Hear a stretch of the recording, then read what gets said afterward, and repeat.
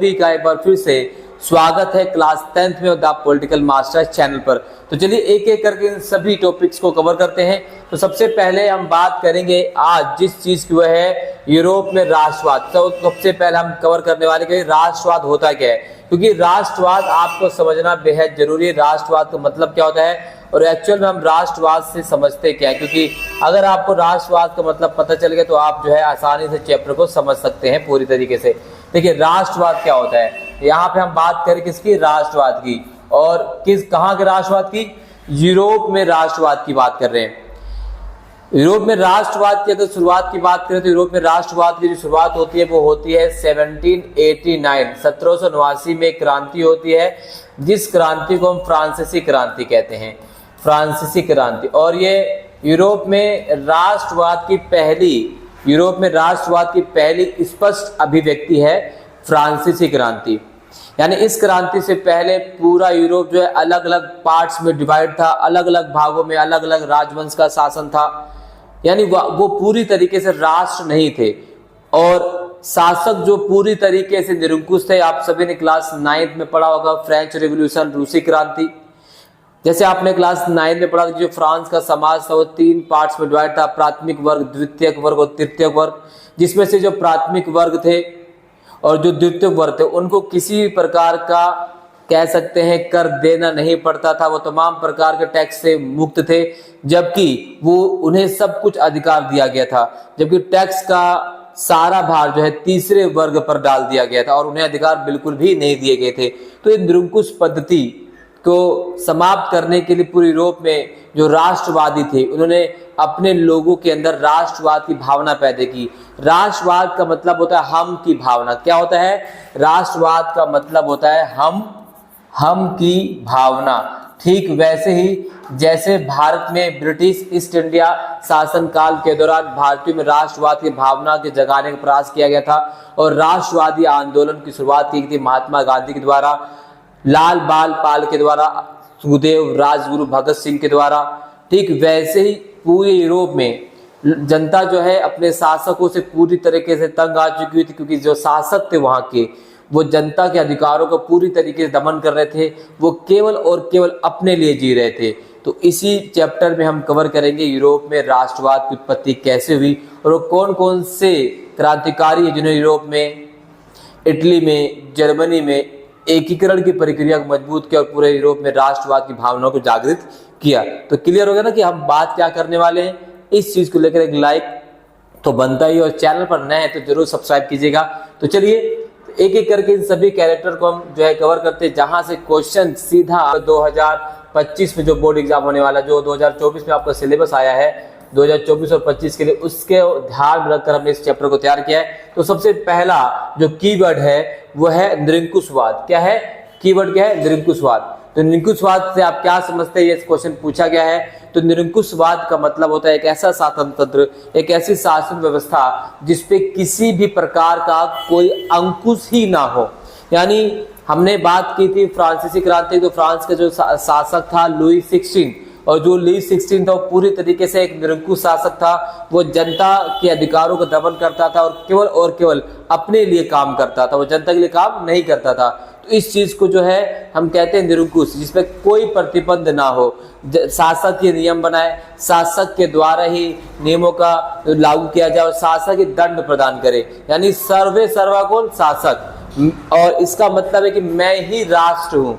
जो लुई 16 था वो क्या कहता था कि मैं ही राष्ट्र हूँ, यानी मेरे अलावा कोई दूसरा व्यक्ति अधिकार प्राप्त किसी प्रकार कोई अंकुश ना लगा सके। यानी वो सर्वप्रिय है, सर्वाधिकार रखने वाला, वो क्या है, उसे कहते हैं निरंकुश। और उसके शासन तंत्र को कहा जाता है निरंकुश शासन तंत्र और उसके प्रचार को कहा जाता है निरंकुशवाद। अगला जो कीवर्ड है वो है आपका कल्पनादश। कल्पनादश क्या है, फ्रांस में लोगों में राष्ट्रवाद की भावना को जगाने का प्रयास करने के लिए कि भाई राष्ट्र होता कैसे है, आजादी का मतलब क्या होता है, इस चीज को लेकर एक कलाकार था जिसका नाम था फ्रेडरिक सरायू। क्या नाम था उस कलाकार का, उस कलाकार का नाम है फ्रेडरिक सरायू। तो फ्रेडरिक सरायू ने क्या की, तो एक 4 चित्रों की श्रृंखला पेश की थी।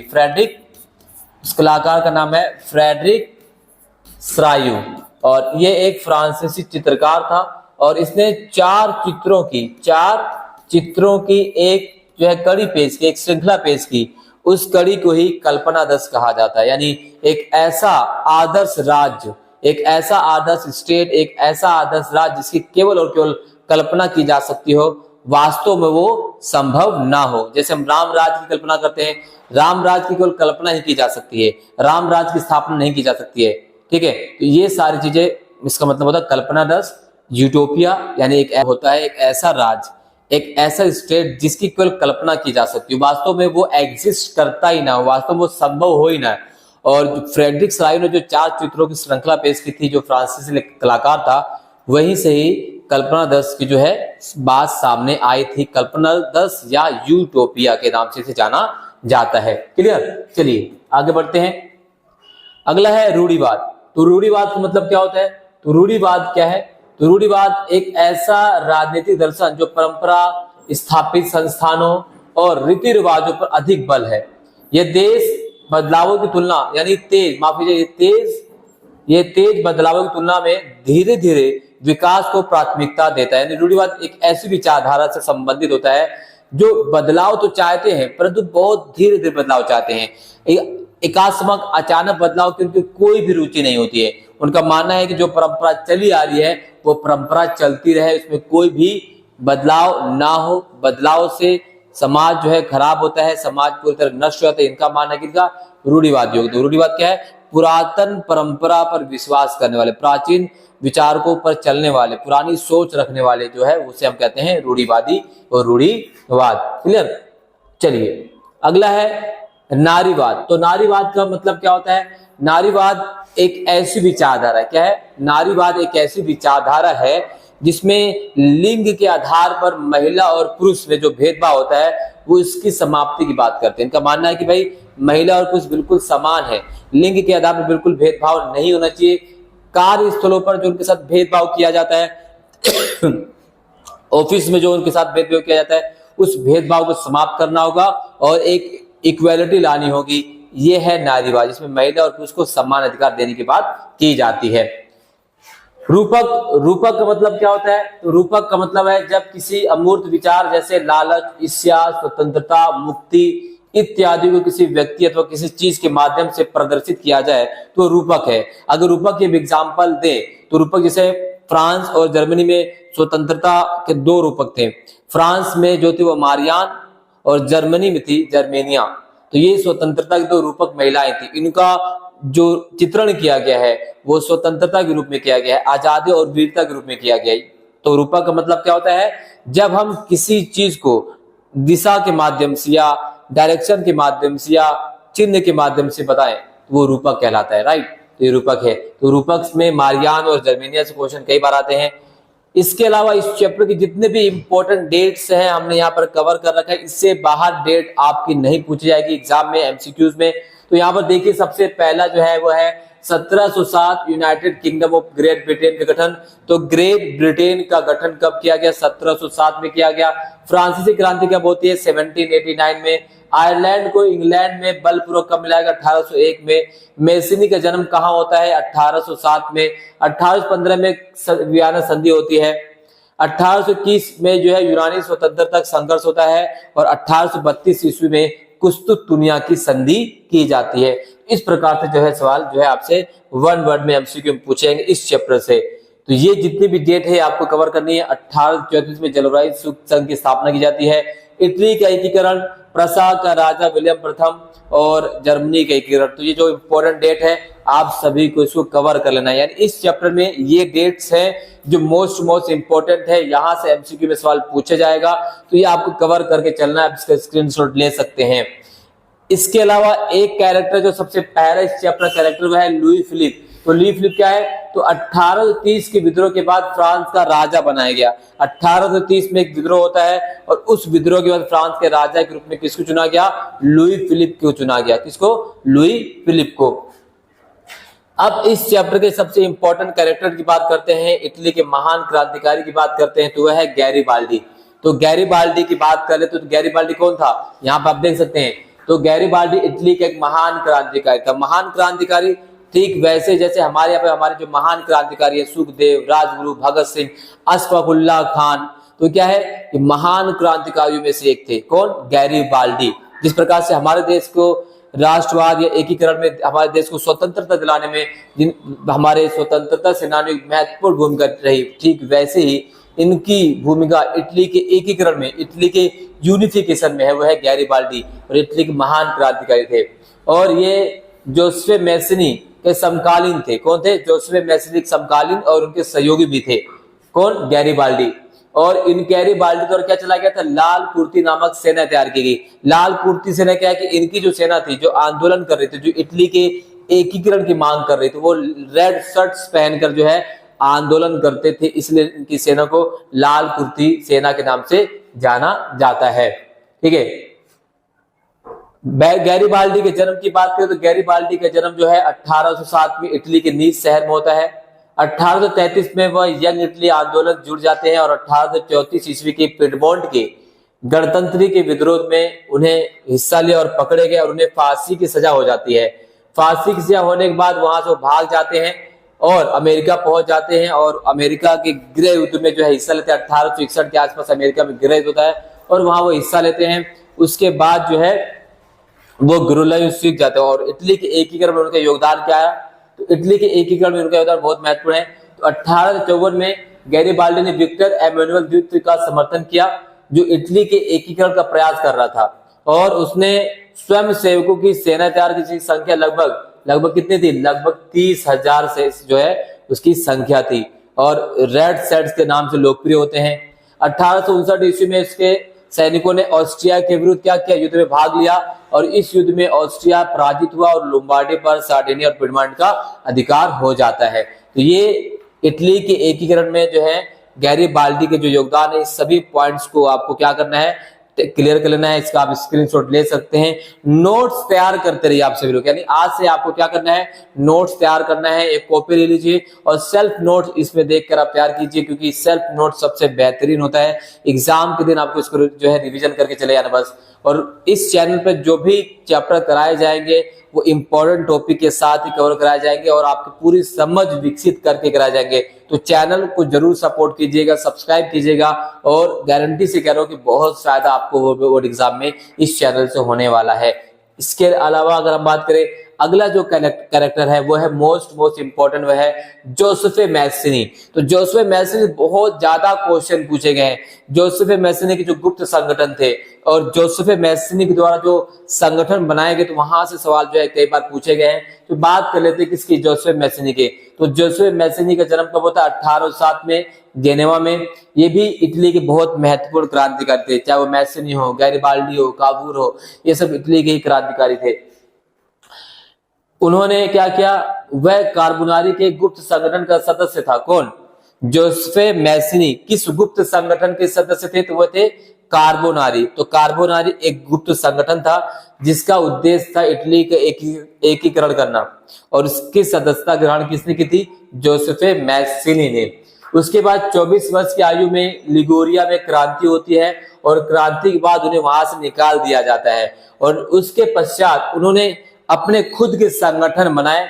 तो उन्होंने दो अन्य भूमिगत संगठनों का निर्माण किया। पहला था मार्साई में यंग इटली और बर्न में यंग यूरोप। याद रखिएगा, मार्साई में यंग इटली और बर्न में यंग यूरोप की स्थापना किसके द्वारा की गई थी? वह जोसेफ मैसनी। और जोसेफ मैसनी किस गुप्त संगठन के सदस्य थे? तो वो थे कार्बोनारी गुप्त संगठन के सदस्य। ये सारी चीज आपको याद रखने हैं। अब इस संगठनों के जो सदस्य थे वो थे पोलैंड, फ्रांस, इटली और जर्मन राज्यों के युवा थे, जो युवा विचारक थे, जो युवा लोग थे, जो जिनके अंदर खून उबाल मार रहा था।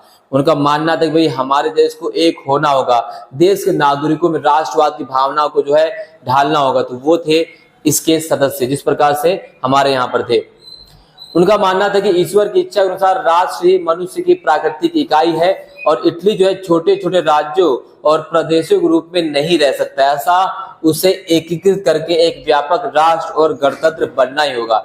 जोसेफ मैसनी मानना था कि भाई इटली को जो है एक होना होगा, एक होना होगा, राष्ट्र के रूप में अपने आप को स्थापित करना होगा, छोटे छोटे राज्यों में बढ़कर नहीं रहना होगा। ये मानना था जोसेफ मैसनी का। और उनके अनुसार केवल एकीकरण ही, यूनिफिकेशन ही इटली की मुक्ति का आधार है और इसी के मॉडल को देखा था कि जर्मनी, फ्रांस, स्विट्जरलैंड और पोलैंड में भी बहुत सारे गुप्त संगठन बनाए गए मैसनी के देखा देखी। इसके अलावा अगर हम बात करें, ऑस्ट्रिया के चांसलर मेटरनिक ने उसे हमारी सामाजिक व्यवस्था का सबसे खतरनाक दुश्मन बताया था। तो ऑस्ट्रिया के चांसलर हैं ड्यूक मेटरनिक। वो ड्यूक मेटरनिक जो वियना कॉन्फ्रेंस की अध्यक्षता करते हैं, वियना कॉन्फ्रेंस हम चर्चा करेंगे। तो जो ऑस्ट्रिया के चांसलर ड्यूक मेटरनिक हैं, उन्होंने जोसेफ मैसनी के बारे में एक वाक्य कहा था, एक कथन कहा था। वो कथन क्या है कि ये हमारी सामाजिक व्यवस्था का सबसे खतरनाक दुश्मन है। तो ये कई बार क्वेश्चन पूछा गया है, मोस्ट इंपॉर्टेंट क्वेश्चन है कि मैसनी को हमारी सामाजिक व्यवस्था का सबसे खतरनाक दुश्मन किसने कहा है? तो है ड्यूक मेटरनिक। ठीक है, मैसनी द्वारा किन दो गुप्त संगठनों की स्थापना की गई और मैसनी किस गुप्त संगठन का सदस्य था? इस टाइप के क्वेश्चन एमसीक्यू में भर भर के पूछे गए हैं। अगला कैरेक्टर जो है वह है काउंट कैमिलो द कावूर। तो काउंट कैमिलो द कावूर की बात करें तो कावूर सार्डिनिया पिडमोंट के शासक विक्टर एमेनुअल द्वितीय का मंत्री प्रमुख था। तो कौन था मंत्री प्रमुख? Count di Camillo Cavour. और इसने इटली के प्रदेशों को एकीकृत करने वाले आंदोलन का नेतृत्व किया। उसका ना तो जनतंत्र में विश्वास था और ना ही वह एक क्रांतिकारी था। फ्रांस के साथ सार्डिनिया पिडमोंट के कूटनीतिक संधि के पीछे सबसे बड़ा हाथ कावूर का ही था और इसी संधि के परिणाम स्वरूप 1861 में सार्डिनिया पिडमोंट ऑस्ट्रिया सेना को हराने में सफल रहता है। यानी इटली के एकीकरण में किन तीन लोगों का जो सबसे बड़ा योगदान है? तो उसमें है सबसे पहले गैरिबाल्डी, फिर है आपका जोसेफ मैसनी और तीसरे नंबर पे आते हैं काउंट कैमिलो द कावूर। तो ये आपको पता होना चाहिए, यहां से सवाल पूछा जाता है। मोस्ट इंपॉर्टेंट टॉपिक है ये।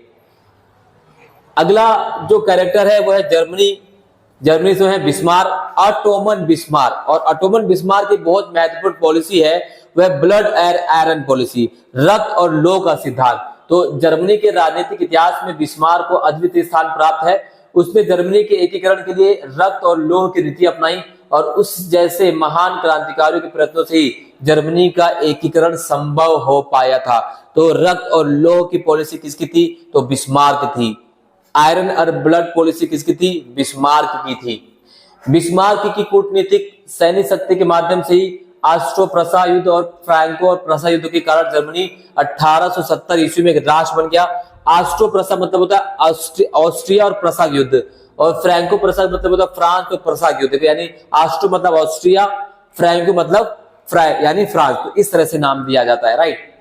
अगला इंपॉर्टेंट कैरेक्टर है Duke Metternich. Most important character है ड्यूक मेटरनिक। तो ड्यूक मेटरनिक कौन है? तो ड्यूक मेटरनिक जो है ऑस्ट्रिया के चांसलर। क्या है? ऑस्ट्रिया के चांसलर हैं और 1815 में इन्होंने वियना संधि की अध्यक्षता की थी। कौन है? Duke Metternich.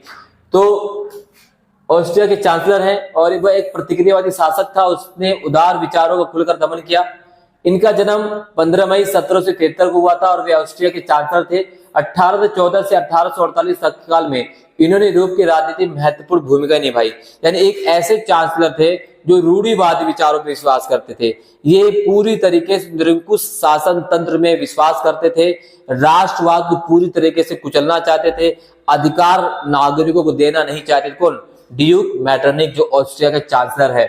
और इसके अलावा नेपोलियन युद्ध के उपरांत यूरोप की पुनर्स्थापना एवं पुराने राजतंत्र की पुनर्स्थापना में इन्होंने सक्रिय भूमिका निभाई थी। और 1815 में वियना कांग्रेस की अध्यक्षता भी ड्यूक मेटरनिक ने की थी। जब नेपोलियन जो है 1815 में वाटरलू युद्ध में हार जाता है तो उस संधि की जो मीटिंग बुलाई गई थी, जो कॉन्फ्रेंस बुलाया गया था, उसका हेड कौन था? ऑस्ट्रिया के चांसलर ड्यूक मेटरनिक। क्लियर? यहां से सवाल कई बार पूछा गया है पेपर में, हमेशा क्वेश्चन यहां से पूछे जाएंगे।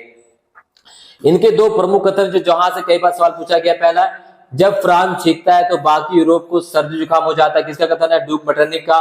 मैसनी हमारी सामाजिक व्यवस्था का सबसे खतरनाक दुश्मन है। यह भी किसका कथन है? यह भी है जो है ड्यूक मेटरनिक का ही कथन है। चलिए अगला दो इंपॉर्टेंट कैरेक्टर है वो है मारियान और जर्मेनिया।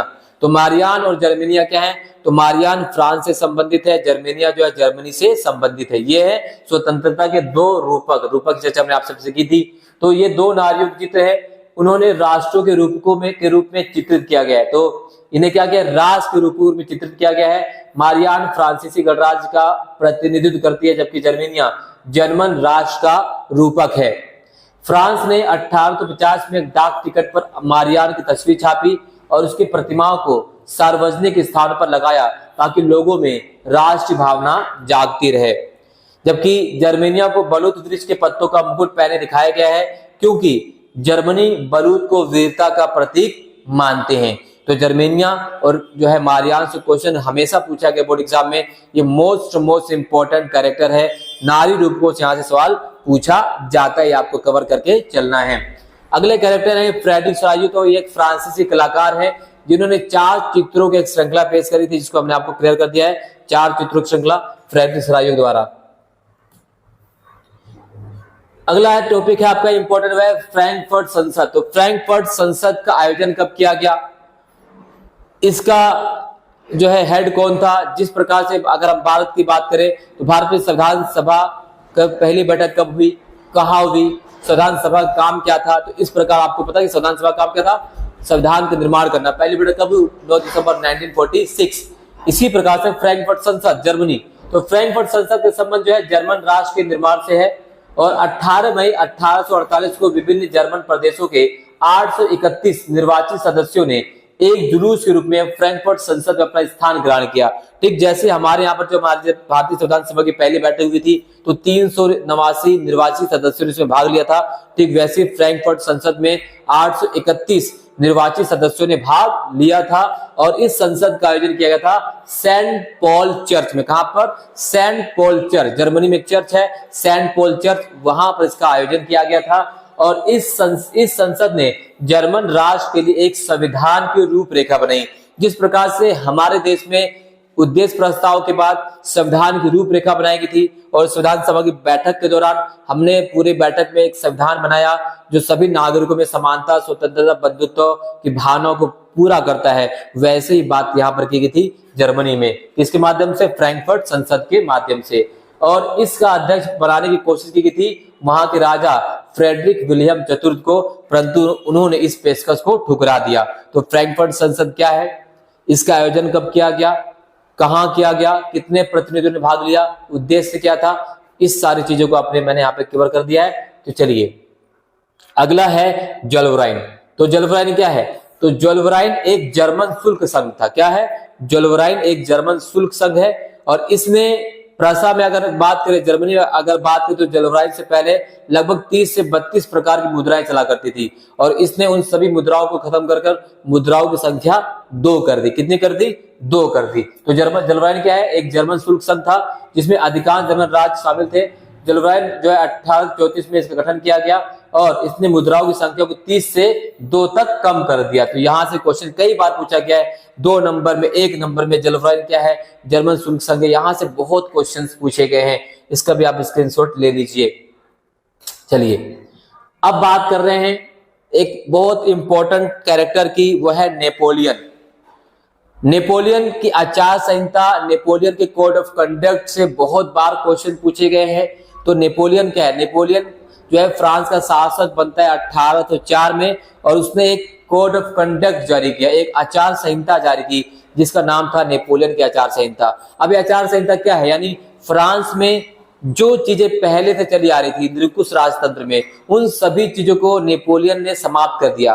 फॉर एग्जाम्पल के लिए पहले फ्रांस में अलग अलग भाषा बोली जाती थी, अलग अलग माप तोल की प्रणाली थी, अलग अलग मुद्राएं थी, अलग अलग झंडे थे और वहां पर अगर हम बात करें तो महिलाओं का अधिकार नहीं दिए गए। इन सभी चीजों को नेपोलियन ने अपने आचार संहिता के माध्यम से समाप्त कर दिया और कुछ नियम बनाए, उसी को ही नेपोलियन कोड ऑफ कंडक्ट कहा जाता है। तो क्या है पहला, तो नेपोलियन द्वारा क्या किया गया, जन्म पर आधारित विशेष अधिकार समाप्त कर दिए गए।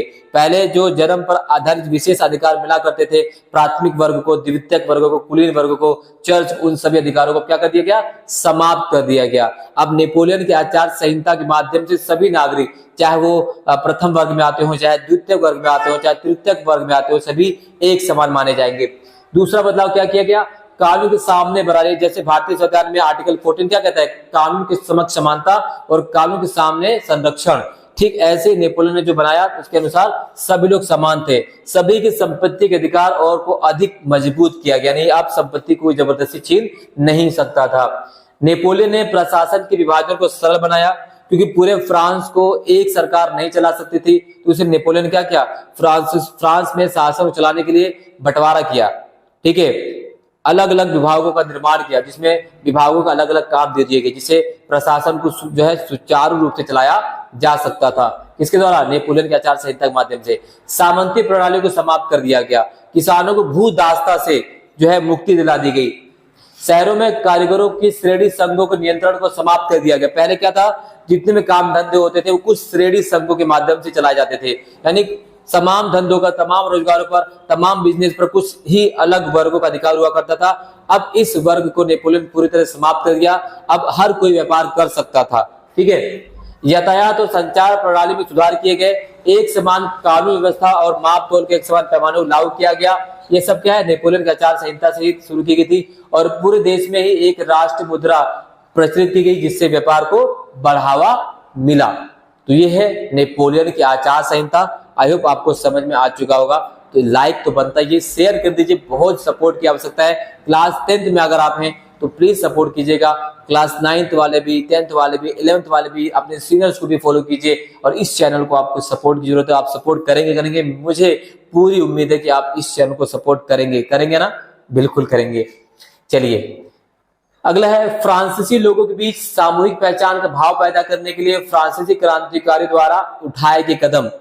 तो देखो, सामूहिक अपनेपन का भाव, हमने कहा फ्रांस का जो समाज था वो निरंकुश राजतंत्र पर आधारित था, लेकिन फ्रांसीसी क्रांति के बाद वहां पर जो है गणतंत्र की स्थापना होती है। उससे पहले जो फ्रांसीसी क्रांतिकारी थे, उन्होंने अपने लोगों के बीच क्या क्या भावनाएं पैदा हुई, वो कौन कौन से तरीके अपनाए जिससे लोग एक हो गए, उनके मन के अंदर राष्ट्रवाद की भावना का विकास हुआ, वो कौन कौन से तरीके हैं जिससे वो एकजुट होकर शासक के खिलाफ लड़ाई करते हैं, क्रांति करते हैं और सफल होते हैं। तो सबसे पहला तरीका उनके द्वारा चलाया गया वो था पितृभूमि और नागरिक, ला पैरिटे और ला सियोन जैसे विचारों तक लोगों तक पहुंचाया गया, और इन विचारों ने संयुक्त सामुदायिक विचार पर बल दिया, और इस समुदाय को एक संविधान के अंतर्गत समान अधिकार दिए जाने थे। यानी पहले जो अपने आप को लोग अलग अलग मानते थे, अलग अलग राज्य के नागरिक मानते थे, तो फ्रांसीसी जो क्रांतिकारी थे उनका मानना था कि भाई हम सब एक है, हमारे पूर्वज एक है, हम इसी देश के नागरिक हैं, हमारा राष्ट्र एक है। तो इससे लोगों के अंदर जो है ना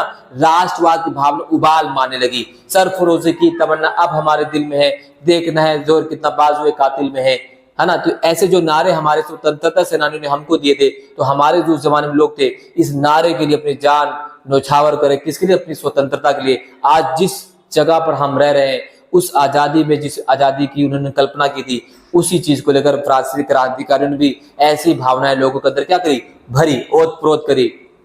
क्रांतिकारियों ने एक नया तिरंगा फ्रांसीसी झंडा चुना, और इस झंडे ने पुराने राष्ट्रीय झंडे की जगह ले ली। जिस प्रकार से हमारे क्रांतिकारियों ने हमारे लिए एक झंडा चुना, क्योंकि हमारा देश, हमारी तिरंगा, हमारी शान, हमारा मान, हमारा सब कुछ का हमारे तिरंगा झंडा है, और हम सब कुछ उसके लिए जो है अपना सर्वोच्च बलिदान न्यौछावर करने के तत्पर रहते हैं। ठीक ऐसे ही फ्रांसीसी क्रांतिकारियों ने कहा कि भाई एक राष्ट्रीय झंडा तैयार किया जाए और पुराने राष्ट्रीय झंडों को समाप्त कर दिया जाए। स्टेट जनरल का चुनाव जो है अब सक्रिय नागरिकों के माध्यम से किया जाने लगा, यानी वो स्टेट जनरल जिसको बुलाने का अधिकार केवल और केवल शासक को था, अब उस स्टेट जनरल का चुनाव नागरिकों के माध्यम से किया जाना था।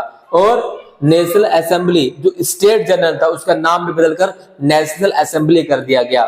क्रांतिकारी द्वारा शहीदों का गुणगान किया गया, राष्ट्रगीत और शपथ दिए गए, और इससे भी राष्ट्रवाद की भाव में बढ़ावा मिला। ठीक है, जिस प्रकार से हमारा अपना देश है, हमारा अपना संविधान है, हमारा अपना राष्ट्रगीत है, हमारा अपना राष्ट्रगान है, जो हमारे अंदर देशभक्ति की भावनाओं को भर देता है। जब राष्ट्रगान आता है तो पूरा हमारे दिल की धड़कनें बढ़ जाती हैं, है ना। तो वैसे ही फ्रांस के क्रांतिकारियों ने अपने नागरिकों के मन के अंदर वो भावना पैदा करने के लिए वो सारी चीजें की थी, जिससे सब लोग एक हो जाएं और आह्वान करने पर अपना सर्वोच्च न्यौछावर कर दे, अपने देश के लिए समर्पण कर दे। एक केंद्रीय प्रशासनिक व्यवस्था लागू की गई, और इसने अपने भूभाग में रहने वाले सभी लोगों के लिए एक समान कानून में माप तोल की एक समान प्रणाली लागू की गई। देश के अंदर सभी प्रकार के आयात निर्यात कर समाप्त कर दी गई, जितने भी आयात निर्यात करते सबको समाप्त कर दिया गया। भिन्न भिन्न क्षेत्रीय भाषाओं के स्थान पर पूरे राष्ट्र की एक भाषा फ्रेंच कर दी गई। तो ये चीजें यहाँ से कई बार सवाल पूछा गया है कि किस प्रकार से फ्रांस के क्रांतिकारियों ने लोगों के बीच जो है अपनेपन का भाव पैदा करने के तरीके अपनाए थे। अगला टॉपिक है वह विभिन्न प्रतीक चिन्ह, जहां से एक क्वेश्चन 100% पेपर में आता है। तो प्रतीक चिन्ह आप देख लीजिए कौन कौन से हैं। पहला है टूटी बेड़ियां, किसका प्रतीक है? आजादी मिलने का प्रतीक है। बाज छाप कवच किसका प्रतीक है? जर्मन समुदाय की शक्ति का प्रतीक है। बलूत पत्तियों का मुकुट वीरता का प्रतीक है। तलवार जो है मुकाबले का प्रतीक है। तलवार पर लिपटी जैतून रानी शांति की चाह का प्रतीक है। काला, लाल और सुनहरा तिरंगा जो झंडा जो है उदारवादी राष्ट्रवादी झंडा है। और उगते सूर्य किरणें जो है एक नए युग की शुरुआत का प्रतीक है। तो इस प्रकार से सवाल यहाँ पे पूछे जाते हैं आपसे, यहां से डेफिनेटली क्वेश्चन पूछे गए, राइट। अगला इंपॉर्टेंट टॉपिक वियना संधि। वियना संधि कब हुई, इसकी अध्यक्षता किसने की थी और इसके उद्देश्य क्या थे? तो मैंने आप सभी को बता दिया पहले भी कि 1815 में नेपोलियन युद्ध हार जाता है। वाटरलू के युद्ध में कुछ देशों की सेनाओं के द्वारा इसको हरा दिया गया और नेपोलियन युद्ध हार जाता है। जैसे 1815 में वाटरलू युद्ध में नेपोलियन युद्ध में हार जाता है, युद्ध में हारने के बाद जीते हुए राज्यों के माध्यम से एक जो है संगठन बनाया जाता है और संधि की जाती है, सम्मेलन बुलाया जाता है। उस सम्मेलन का नाम रखा जाता है वियना कॉन्फ्रेंस। और उस वियना कॉन्फ्रेंस का आयोजन किया गया 1815 में नेपोलियन की हार के बाद। और इसकी अध्यक्षता किसने की थी? इसकी अध्यक्षता की थी ड्यूक मेटरनिक ने, जो ऑस्ट्रिया का चांसलर था। उद्देश्य क्या थे कि नेपोलियन ने जितने भी सुधार किए हैं, नेपोलियन ने अपने आचार संहिता के माध्यम से जितने भी बदलाव किए थे, उन सभी बदलाव को समाप्त कर दिया जाए और फ्रांस में फिर से एक निरंकुश राजतंत्र, एक रूढ़िवादी शासन व्यवस्था को दोबारा से लागू कर दिया जाए, बूर्बो राजवंश की पुनः स्थापना कर दिया जाए। कब? 1815 में वियना संधि के बाद। इसका यह लक्ष्य था, इसका उद्देश्य था। तो चलिए जान लेते हैं क्या की चीज यहाँ पर थी। तो वियना संधि के क्या लक्ष्य क्या थे? वियना संधि तैयार करने वाली यूरोपीय शक्तियों ने मिलकर नेपोलियन कराया था और इस संधि के लक्ष्य मुख्य रूप से नेपोलियन द्वारा किए गए परिवर्तनों से ही संबंधित है, जो निम्नलिखित हैं। वो क्या क्या है? पहला, नेपोलियन के युद्धों द्वारा यूरोप में हुए परिवर्तनों को समाप्त करना, उन राजवंशों को पुनः स्थापित करना जिन्हें नेपोलियन ने हटा दिया था, और यूरोप में एक नई रूढ़िवादी व्यवस्था फिर से स्थापित करना। इस संधि का उद्देश्य था किसका? वियना संधि का। वियना कॉन्फ्रेंस द्वारा किए गए परिवर्तन, पहला परिवर्तन क्या था कि फ्रांसीसी क्रांति के दौरान हटाए गए बूर्बो वंश को फिर से सत्ता सौंप दी गई। फ्रांस ने नेपोलियन द्वारा जीते गए प्रदेश छीन लिए गए। फ्रांस की सीमाओं पर कई नए राज्य स्थापित किए गए ताकि भविष्य में फ्रांस अपनी सीमाओं का विस्तार ना कर सके। उत्तर में नीदरलैंड का राज्य स्थापित किया गया जिसमें बेल्जियम शामिल था, और दक्षिण में पिडमोंट में जिनेवा को शामिल कर लिया गया। पश्चिम सीमाओं में प्रसा को महत्वपूर्ण प्रदेश दिए गए। ऑस्ट्रिया को उत्तरी इटली का नियंत्रण सौंप दिया गया। तो ये सारे परिवर्तन किए गए थे कब? वियना कॉन्फ्रेंस के बाद। और इसके अलावा वियना कांग्रेस ने नेपोलियन द्वारा स्थापित 39 राज्यों के जर्मन महासंघ को बने रहने दिया। जर्मन महासंघ को बने रहने दिया गया। और वियना जो है कांग्रेस की मुख्य समस्या क्या थी? ये सारी मुख्य समस्या रही वियना कॉन्फ्रेंस की। ये समस्या आपको जो है यहाँ पर क्या कर लेना है, इसका आप नोट डाउन कर लीजिएगा।